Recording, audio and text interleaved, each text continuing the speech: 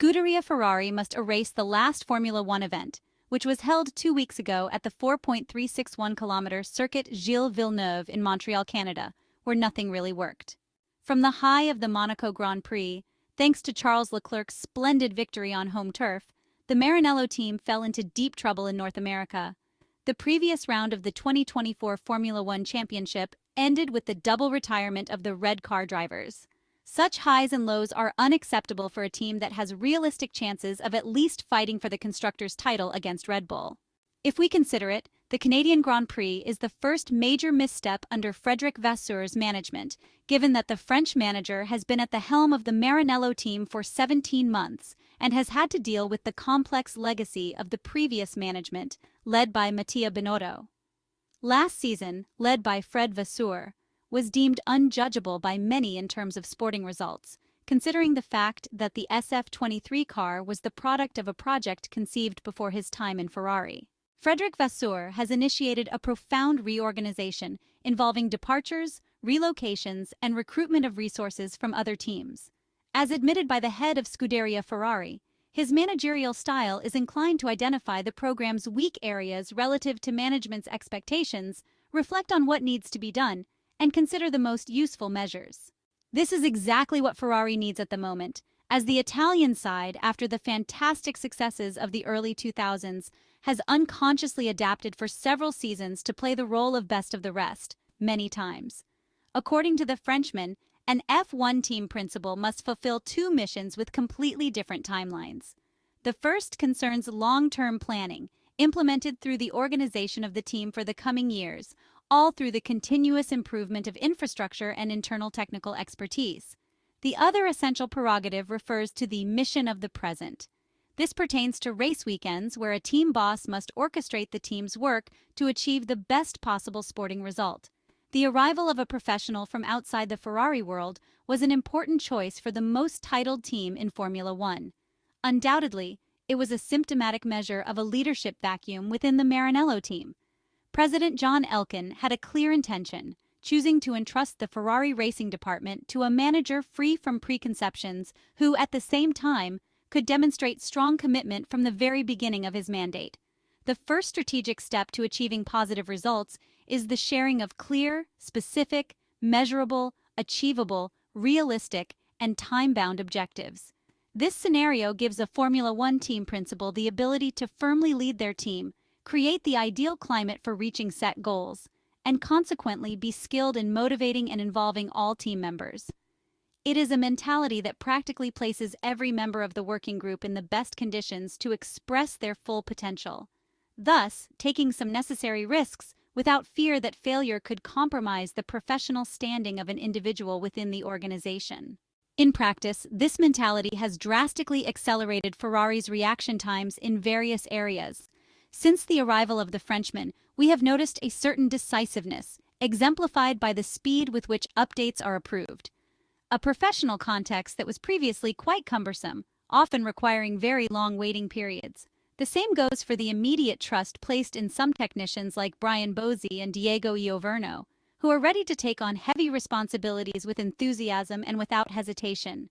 The autarkic vision of Sergio Marchionne, former chairman and chief executive officer of Ferrari, is now a thing of the past for the Italian side. After 4 Italian team principals, the choice of a French manager is an expression of healthy discontinuity, an action that the Italian team desperately needed. Leaving aside the unfortunate outcome of the Canadian weekend, Frederic Vasseur is achieving his first successes in the top category of motorsport after a life spent in junior series and Formula One teams with significantly lower ambitions. This shows that John Elkann's choice is proving to be successful, at least for now. In the meantime, Scuderia Ferrari is getting ready for the first triple header of the season, starting with the Spanish Grand Prix, which takes place this weekend, the 10th round of the championship, and a home race for Carlos Sainz. The Maranello team is keen to put its poor performance in Montreal behind it and return to fighting for victory at the Barcelona-Catalunya circuit. The track has undergone major changes in recent years. In 2021, turns 10 and 11 were transformed into one long hairpin, and last year, the unpopular final chicane, a thorn in the driver's side which demanded a lot from the cars in terms of traction at the very end of the lap, has reverted to its original layout, namely two very fast corners propelling the cars onto the start-finish straight at full speed. These changes have not created any major overtaking opportunities, but they have definitely improved the show. The best place to attempt a passing move is at the end of the straight, that is over a kilometer in length, as well as at turns 5 and 10. As usual at his home race, there's a grandstand specifically for Carlos Sainz's most ardent fans. The man from Madrid has finished in the points in all 9 of his appearances here. Frederic Vasseur complimented Antonello Colletta's team for winning the 24 Hours of Le Mans again last weekend with the 499p driven by Antonio Fuoco, Nicholas Nielsen, and Miguel Molina, before focusing on the Spanish Grand Prix, a world championship event that he emphasized must represent a comeback for the Scuderia after the double retirement in the Canadian Grand Prix. The team principal expressed his expectation to reposition Ferrari where it deserves to be, in a challenge measured in hundredths with Red Bull and McLaren. He made no promises of victory, acknowledging that on paper, the Montreal track suits the Red Bull RB20 single-seater, but did not hide the ambition of going to Catalunya to bring home important points. Frederic Vasseur highlighted that in the Spanish Grand Prix, Ferrari aimed to return to the levels of competitiveness they have maintained so far this season.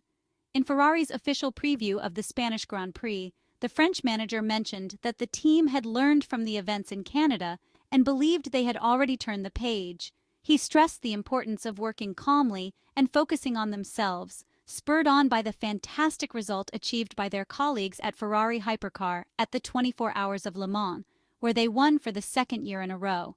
He noted that the disappointment of Montreal had been archived as an episode to forget, and that Ferrari looked to Barcelona with confidence, knowing it could bring out the best in itself.